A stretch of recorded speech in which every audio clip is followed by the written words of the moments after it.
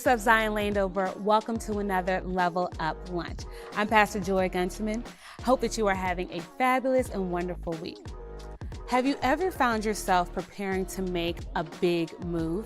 Maybe you're graduating from school, getting married, buying a house, moving into a new apartment, changing jobs, or starting a new career. Change and transitions are part of life, but they can also be scary as we go into the unknown, as we make these transitions, and it seems like what was supposed to be a big move is also filled with lots of smaller moves. This is where we find Joshua when we encounter him in Joshua chapter 1. See, Moses has passed away and Joshua has next, and God is talking to him, encouraging him and commissioning him for the journey ahead. I want you to take time to read all of Joshua chapter 1, verses 1 through 9.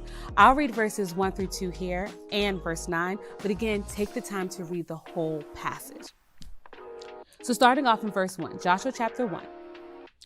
After the death of Moses, the servant of the Lord said to Joshua, son of Nun, Moses' aide, Moses, my servant, is dead. Now then, you and all these people get ready to cross the Jordan River into the land I'm about to give to them, to the Israelites. Verse 9. Have I not commanded you? Be strong and courageous. Do not be terrified. Do not be discouraged, for the Lord your God will be with you wherever you go. Again, take some time to read all of Joshua verses 1 through 9, but I want to highlight today just a couple of things that I believe can help us as we get ready for transitions, things to think about as we prepare to make big moves, regardless of what they may be. Number one that we see is be prepared. When God comes and talks to Joshua after he says, hey, you got next, he says, get ready. If you're going to make a big move, I know it sounds obvious, but you've got to be prepared. Sometimes we make decisions off of our emotions because we're disappointed, we're frustrated, and we're angry. You can't make major decisions off of minor emotions. So get ready. What do you need to start thinking of? What changes do you need to make now to prepare yourself for the transition ahead? The next thing that we have to do is know where we're going. Be aware of what the transition actually is. We see in verse 3 and 4 that as God is talking to Joshua, he says, I'm going to give you all this land, from the east to the west, the north and the south.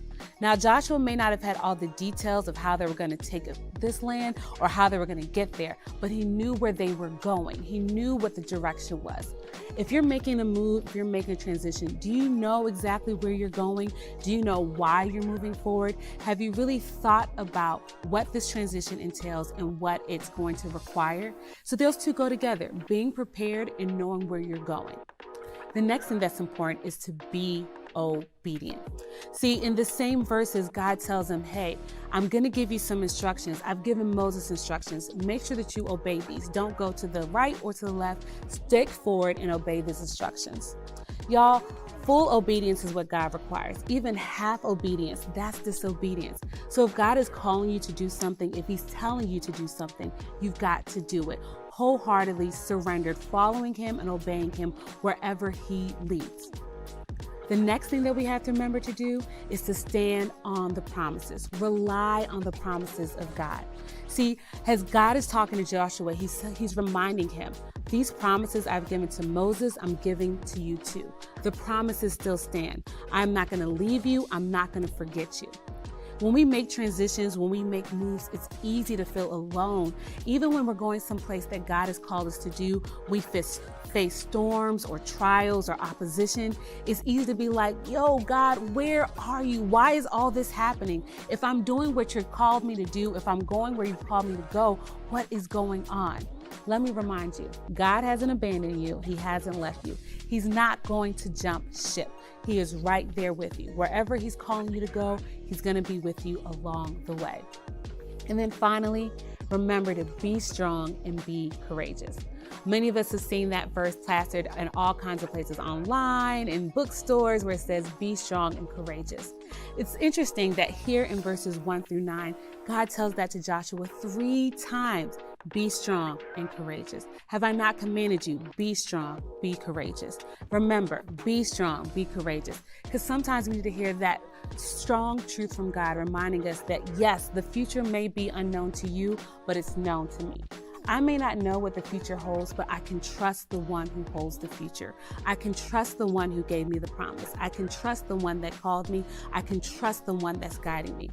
So as you face transitions, as you face changes, let me encourage you to be strong and courageous, to be prepared, to know where you're going, to be obedient, and to be dependent on the promises of God.